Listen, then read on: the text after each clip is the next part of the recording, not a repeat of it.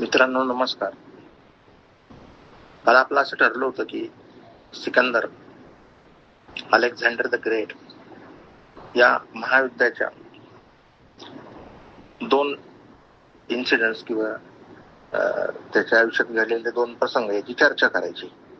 तर काल एकच पूर्ण झाला की सिकंदर त्याच्या डायरीमध्ये नोंद करतो की या संन्यासाला तुम्ही घेऊन जाऊ शकत नाही. जर संन्यासी त्याच्या मर्जीने आला तरच तो तुमचा. हा मुद्दा काल आपण पाहिला. आज आपण सिकंदरच्या आयुष्यामध्ये जे काही महत्वाचे प्रसंग होते त्यातल्या एक अतिशय महत्वाचा प्रसंग आहे त्याची आज चर्चा करणार आहोत. सिकंदर, अलेक्झांडर द ग्रेट जग जिंकतो सगळं आणि परतीचा प्रवास सुरू होतो गावाकडे जाण्यासाठी स्वतःच्या. आणि मग एवढी आपादापी होती. आता संपूर्ण जगाला वळसा घालायचा घोडदौड करून म्हणजे काय सोपं आहे. परत एवढा सगळा लबाजमा, पॉलिसी, स्ट्रॅटेजी, थकतो तो आणि परतीच्या प्रवासामध्ये आजारी पडतो. आता वैद्य एकदम निष्णात असतात त्यामुळे त्याला बरं करतात, तरी ते त्याचं दुखणं चालू राहतं आणि नंतर आजार जरा बळावतो तसं. आणि त्याचं गावही जवळ आलेलं असतं आणि वैद्य घोषणा करतात एक दिवशी दुपारी 4 वाजता, म्हणले सिकंदर तू सावध राहा म्हणे. बरोबर तुला आता 24 तास राहिलेत. उद्या दुपारी 4च्या अगोदर तुझा मृत्यू होईल. 3-3:30 धरून चाल म्हटले तू. त्यामुळे बघ म्हणले तू सावध राहा आता. सिकंदर खरंच योद्धा असतो, तो अजिबात घाबरणारा नसतो. मग तो वैद्यांना म्हणतो गाव अजून आपलं गाव 2 दिवसाच्या अंतरावर आहे. काय नाही म्हणलं, माझ्या सगळ्या इच्छा पूर्ण होतात, फक्त घरी जायचंय मला, आईला भेटायचंय, तिला बघायचं नाही, तिच्याशी बोलायचं, बस तेवढी माझी एक इच्छा मला पूर्ण करायची. आता आपलं गाव अजून 2 दिवसाच्या अंतरावर आहे. तर तुम्ही एक काम करा म्हणलं, मला 1 दिवस तुम्ही माझा वाढवा म्हणला कालावधी. 1 दिवस मला जास्त जिवंत ठेवा. 5-6 तास 7-8 काही कमी पडले तर मी ते बरोबर करतो म्हटले. उद्या जर दुपारी 4च्या आत मृत्यू होणार असेल तर हे काय होणार नाही. तर ते म्हणतात नाही त्याच्यात काय होणार नाही, कारण ते निष्णात ज्योतिषी असतात, वैद्य पण असतात ते. तर मग सिकंदर म्हणतो ठीक आहे, आज आराम करा रात्री, मला सकाळी सांगा म्हणले याच्यावर काही उपाय आहे का, आणि मग आपण ठरवू म्हणले, सकाळी निर्णय घेऊ. दुसऱ्या दिवशी सकाळी सिकंदर कॅबिनेटची मीटिंग घेतो. त्याचबरोबर ते ज्योतिषी आणि ब्राह्मण त्यांना बोलवलं जातं, वैद्य. तर ते म्हणतात नाही काय उपाय नाही, 3 वाजताच्या आतच म्हणले, 3च, आज दुपारी 3च्या आत तुझा मृत्यू होईल. आता काहीच उपाय दिसत नाही. तर सिकंदर फार पक्का असतो बरं का, थोडा पण डगमगत नाही, चेहऱ्यावरची सुरकुती हालत नाही. ठीक आहे म्हटलं, मग एक काम करा म्हटलं, ते वैद्य जे असतात ते आणि ब्राह्मणाला बोलवा म्हटलं.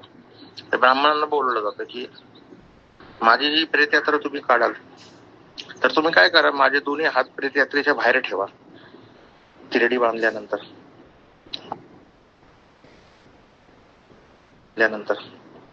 आणि एका साईडला माझा फौजफाटा उभा करा, सगळी मिलिटरी, सेनापती, हत्ती, घोडे, उंट, सगळं, तलवारी घाल. आणि एका साईडला, दुसऱ्या साईडला सगळी संपत्ती माझी, म्हणजे रांजण भरून हिरे, सोनं, चांदी, हे सगळं एका साईडला ठेवा. एका साईडला फौजफाटाने, एका साईडला संपत्ती, आणि माझे तिरडीचे दोन्ही हात उघडे ठेवा यात्रा नेताना. आणि जगाला मेसेज जाऊ दे की सिकंदर खाली हात मेला, भिकारी मेला. आता जगाच्या मनामध्ये भ्रांती राहील की सिकंदर इनर फुलफिल मेला. एवढा मेसेज जाऊ द्या म्हणला समाजामध्ये भ्रांती निर्माण होईल. ते वैद्य फार कडक असतात, ब्राह्मण. नाही म्हणले, असं नाही, धर्मामध्ये असं चालणार नाही म्हटले, असं नाही आम्ही करू शकत. ठीक आहे म्हणले, तुम्ही जा. सिकंदर फार म्हणजे वेल प्लॅनिंग मिनिस्टर असतो. तुम्ही जा म्हटला. होम मिनिस्टरला बोलवतो. होम मिनिस्टरला म्हणतो मला असं करायचंय, माझी शेवटची इच्छा म्हणली. आता ते ब्राह्मण लोक आणि वैद्य लोक काय ऐकणार नाही. तर तू काय कर म्हटले, धाकधपाटशे. मृत्यू माझा झाला की माझे दोन्ही हात असे उजव्या साईडला आणि डाव्या साईडला ते काढून ठेव, कारण मृत्यूनंतर जर 2-5 मिनिटात तुम्ही तसं केलं तर ते तुम्हाला बॉडीची हालचाल करते, नंतर ते कडक होतात. तर साईडला काढायचे म्हणलं तर तुटून काढावे लागतील. मृत्यू झाल्यानं माणसाच्या अजून एक गोष्ट करतात बघा. पहिल्यांदा त्याचे डोळे आहेत ना ते झाकतात, कारण त्याच्यामध्ये शक्ती नसते डोळे झाकायची. आणि झोपलेला मनुष्य त्याचे डोळे रेस्ट मध्ये गेले असतात, म्हणजे डोळ्याच्या मध्ये जो निळा पॉइंट असतो गोल, त्याच्या भोवती पांढरं गोबुळ असतं. तर ते निळ्या पॉइंटने आपण बघत असतो. तर झोपल्यानंतर काय ते निळे पॉइंट असतात ना ते कपाळाकडे जातात वरती रेस्ट, त्याच्यामुळे संपूर्ण पांढरे डोळे असतात. आणि जर ते उघडे राहिले तर मग ते मिटता येत नाहीत नंतर, आणि पांढरे डोळे म्हणजे भूतासारखे दिसतात. आणि तो माणूस मिटू शकत नाही, कारण शक्ती त्याच्यात नसते मिटायला. त्याचे जे हात असतात ना ते पण उघडे राहतात, कारण ते परत मिटायला त्याच्या हातामध्ये शक्ती नसते. आणि म्हणून काय करतात, एखादा मृत्यू झाल्यानंतर त्याची बॉडी समायोजित करतात, हात पाय कंबर वगैरे, हात कमरेच्या शेजारी घेतात. आणि सगळ्यात पहिलं काम काय करतात तर त्याचे डोळे मिटतात. अन्यथा ते जर उघडे राहिले तर ते तुम्ही नंतर मिटू शकत नाही, आणि ते पांढरे स्वच्छ दिसतात, आणि मग ते फार भूतासारखं दिसतं. तर सिकंदर सांगतो कॅबिनेट मिनिस्टरला, तू काय कर, माझे पहिले हात बाजूला काढून ठेव व्यवस्थित, कारण ते 3Dच्या बाहेर आपल्याला ठेवावे लागणार आहेत. आणि मग तो म्हणतो एवढंच आहे ना.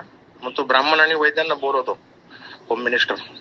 तो म्हणतो ऐका मित्रांनो, सिकंदरची अशी इच्छा आहे, त्याचं कारण नीट जाणून घ्या ना, धर्मवेडेपणा करू नका म्हणला. समाजामध्ये मेसेज जाऊ द्या ना. का सिकंदरला बरं वाटेल, इनर थोडा कमाने त्याच्या मनासारखं झालं, मरताना करू ना आपण त्याच्या मनासारखं. मग सगळ्यांचं एक मत होतं की काय नाही, आपण अशा पद्धतीने सिकंदरची प्रेत यात्रा ही काढायची.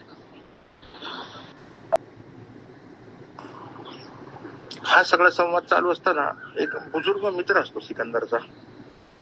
तो म्हणला तुला आईला भेटायचं होतं, आईला बघायचं होतं. मग गाव सोडून कशाला जगभर हिंडला म्हणला, जग जिंकायला, घरीच थांबायचं ना म्हणला. हा उद्योग तुला कोणी सांगितला म्हणला. सिकंदर म्हणला चुकी झाली म्हणलं, नाही का मला आत्ता कळलं, पण ते आता संपला, आता विषय यात्रा पुढे गेली म्हणला. ते मला आधी माहिती नव्हतं, पण हे आत्ता कळलं की असं असं आहे म्हणून. सिकंदरच्या ताफ्यामध्ये अजून एक बुजुर्ग असतो, आणि he is having the psychological bent, philosophical bent. तर तो सिकंदरला असं विचारतो की मित्र ऐक म्हणला, समजा अशी परिस्थिती आहे की तू भटकंतीमध्ये जंगलात भटकला आणि मरुस्थल आहे म्हणलं, एकदम पाण्याची अजिबात गुंजाइश नाही, कुठं मैल नाही, आणि तू पाण्यासाठी भटकतोय, आणि पाणी नाही पिलं तर तुझा मृत्यू होईल, आणि माझ्याकडे लोटाभर पाणी आहे. मी जर ते लोटाभर पाणी तुला दिलं तर त्याची काय किंमत देशील? तर सिकंदर असं म्हणतो की मी अर्ध राज्य देऊन टाकल तुला. तो म्हणला आम्ही असं कसं ऐकल म्हणला, तर लोटाभर पाण्याने तुझे प्राण वाचणार असेल तर मी पूर्णच साम्राज्य घेईल तुझं. ठीक आहे म्हणलं, देऊन टाकाल पूर्ण साम्राज्य, काय मी परत कमवेल म्हणलं, पण जीव महत्वाचा आहे. मग तो बुजुर्ग असं सांगतो की तुझे आयुष्यभर फिरलं, हे सगळं जग जिंकलं, परमात्म्याच्या दृष्टीने त्याची किंमत फक्त लोटाभर पाणी, निसर्गाच्या दृष्टीने त्याची किंमत फक्त लोटाभर पाणी, एवढंच आहे म्हणला. चुकीची यात्रा केली म्हणला तू, बहिर यात्रा केली. सहज असती तर काय नाही म्हणला, पण तू घरदार गाव सोडून गेला इतरत्र, त्यामुळे बहिर यात्रा ही शेवट त्याचा असा होतो. आपला एक विषय झाला होता बघा, इनर जर्नी, आत्म्याची खोज. मॉरल ऑफ द स्टोरी, बहिर यात्रा माणसाने किती केले ना, किती कमवून काही केलं ना, मृत्यू एका झटक्यामध्ये ते संपून टाकतं. आणि म्हणून आपल्याकडं आत्मा जाणून घेणं, एकची प्रचिती येणं, त्याला आपल्या धर्मामध्ये फार पूर्वीपासून महत्व आहे.